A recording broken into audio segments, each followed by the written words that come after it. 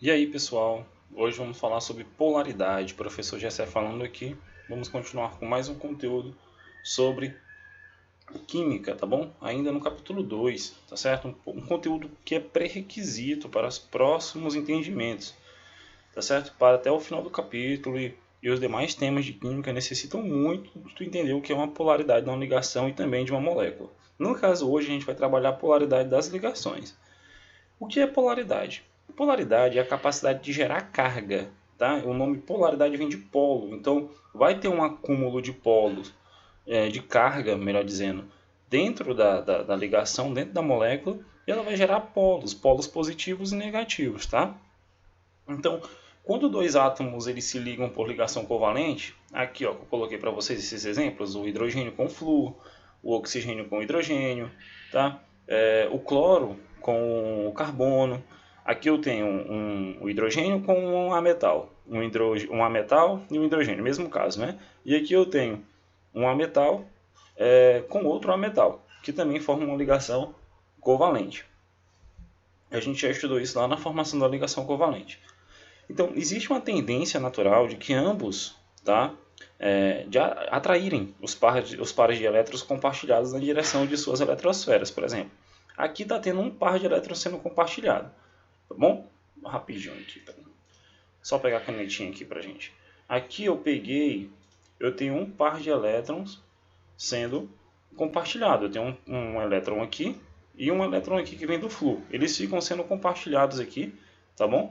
Eles acabam sendo tanto do hidrogênio como do flúor. Mas existe aí uma atração, uma tendência natural de um ficar atraindo mais o outro para si, tá? Nesse compartilhamento, ele não é um compartilhamentozinho perfeito não, tá?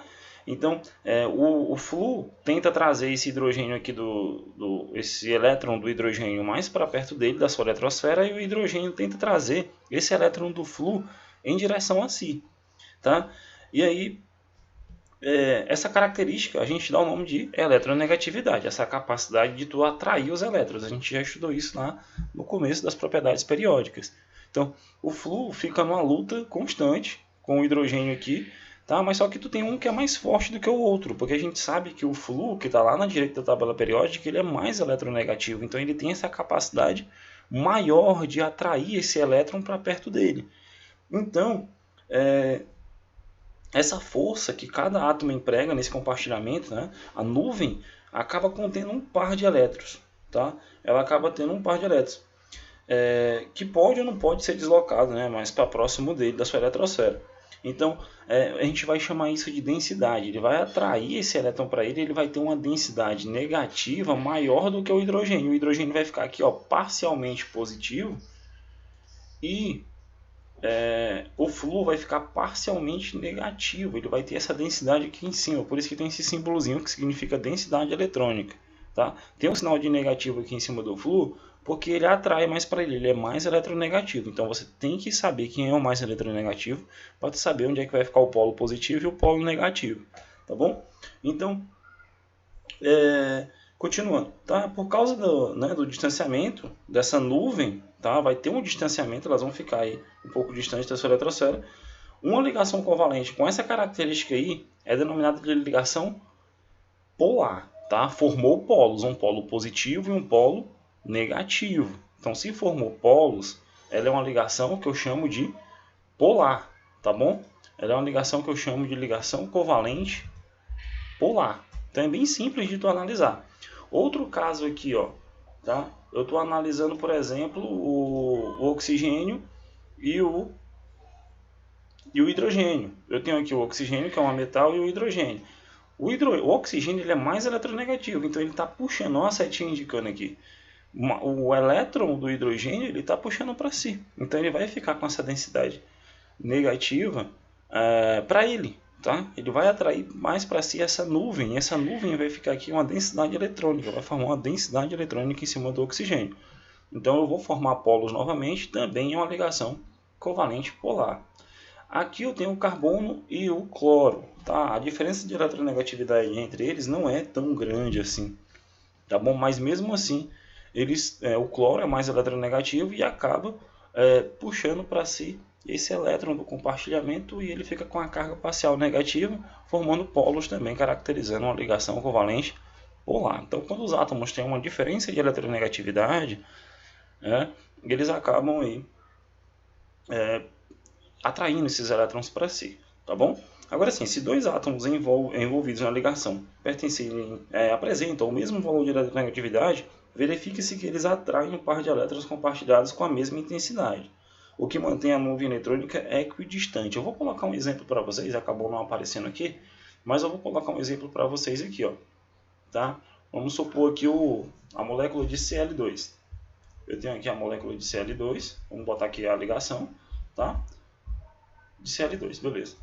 Olha só, eu tenho aqui uma molécula formada, né, uma ligação formada entre dois ametais, então é uma ligação covalente, a gente sabe disso. Logo, eu vou ter um par de elétrons sendo compartilhados, um elétron aqui do cloro e um elétron aqui do outro cloro, eles ficam compartilhando. Mas agora eles têm a mesma eletronegatividade, então essa molécula não vai ter tanto essa tendência de um estar puxando mais o elétron do outro. Então essas duas nuvens aqui, ó, que ficam uma nuvem do lado direito e do lado esquerdo, elas ficam com a mesma densidade negativa e positiva. A gente vai ver mais na frente que, na verdade, ainda existe uma tendência do elétron ficar mais para um lado do que para o outro. Mas aqui, para fator de ligação química, a gente vai entender que quando não tem essa diferença de eletronegatividade, a gente vai chamar essa molécula de apolar, tá bom? Já anota aí, ó, ela vai ser apolar, porque ela não vai formar nem polo positivo nem negativo. Só em outros casos na química, mais para frente, que a gente vai ver que vai ter uma densidadezinha parcial negativa e positiva, tá bom? Então é uma ligação covalente apolar.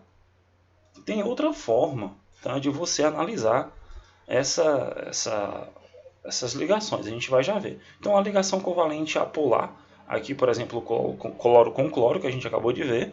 Eu tenho uma ligação covalente polar, como a gente viu aqui, ó, HCl, tem um exemplo, o HF, tá bom? Que a gente acabou de perceber, e tu tem a ligação iônica. Ele colocou essa seta aqui para indicar o quê? O aumento da diferença de eletronegatividade entre os átomos. Também aumenta, tá? Existe um aumento da polaridade da ligação. A ligação covalente polar, ela não tem uma diferença de eletronegatividade tão grande, então ela não é tão polar assim. Então ela é uma molécula apolar por conta da sua diferença de eletronegatividade, que não é tão expressiva, as nuvens ficam equidistantes. Já aqui na ligação covalente polar, eu tenho uma polaridade maior, eu formo polos. E na ligação iônica, né, pessoal, por formar íons, existe uma atração eletrostática, elas são altamente polares, tá bom? Altamente polares. É assim que você identifica. Outra forma, existe uma tabela de eletronegatividade que foi feita por Pauling, tá? E aí eu tenho os valores numéricos aqui, pessoal, tá bom? Isso aqui são valores experimentais. Ele atribuiu a eletronegatividade 4 para o Flu e testou experimentalmente os outros, tá? Então você tem todos os valores, você não precisa decorar isso, tá? O do Flu, que é o maior, né, pessoal? A gente sempre lembra que é 4.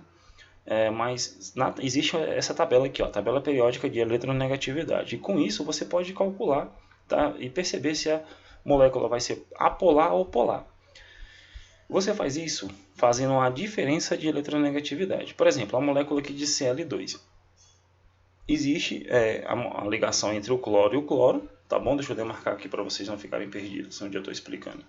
Eu tenho aqui a diferença de eletronegatividade, eu tenho uma molécula de Cl2 que a gente acabou de perceber que ela é apolar, mas se eu for lá na tabela de eletronegatividade, eu vou ver que a eletronegatividade do cloro é 3. Então fica 3 aqui e 3 aqui, porque cada um tem sua eletronegatividade, mas elas são iguais. Eu vou fazer uma variação, tá bom? A variação dessas eletronegatividades. Quando eu faço a variação, fica 3 menos 3, tá? Porque é a final menos a inicial, tá? A final menos a inicial. No caso, a variação, você sempre coloca o valor maior menos o menor, mas como os valores são iguais, você coloca o mesmo valor. 3 menos 3 vai dar igual a 0. Então, se essa diferença for 0, a molécula vai ser apolar, tá? Se essa diferença, se tu tiver os valores, tá? Se você tiver os valores de eletronegatividade e fizer o cálculo e der 0, ela vai ser apolar. Para a molécula de H2, eu tenho também aqui uma diferença. Tá? Se não me engano, a eletronegatividade do hidrogênio, a gente viu aqui que é 2.1, tá bom? E aí, ó, eu faço 2,1 menos 2,1 vai dar 0, ela também é uma molécula apolar. Logo eu vejo que elas são formadas por dois átomos iguais, então essa ligação não vai ter tanta diferença assim, ela vai ser apolar, não vai formar polos. Se a diferença for diferente de 0, a molécula vai ser polar. Exemplo, HF, HCl, que é o ácido clorídrico. Eu tenho a letra da negatividade de 2,1 aqui para o hidrogênio e de 3 para o cloro. Então eu boto aqui a maior menos a menor. 3 menos 2,1 deu 0,9, então é diferente de 0. Deu maior que 0, é diferente. Então se essa variação der diferente de 0, a molécula vai ter uma ligação, tá, polar. A ligação vai ser polar. O ácido aqui, o IF, né, pessoal? A molécula de IF, ácido não, uma molécula de IF, tá bom? O iodo ele tem uma eletronegatividade de 2,5 e o flúor de 4. Então eu botei aqui, ó, 4 menos 2,5, a maior menos a menor, deu 1,5. Então a ligação é polar. Mas só tu olhando aqui, tu vê que tem uma diferença de eletronegatividade, né, em ambas as moléculas. E a ligação se torna polar. Então é dessa forma, tá, que você pode estar analisando a polaridade das ligações e das moléculas, tá bom? Existe outra tendência que ainda não, que é a representação por vetor, mas eu vou deixar uma aula específica só para isso. Por aqui a gente encerra, tá bom? Então, forte abraço, a gente vai continuar a parte 2 aí de polaridade das moléculas.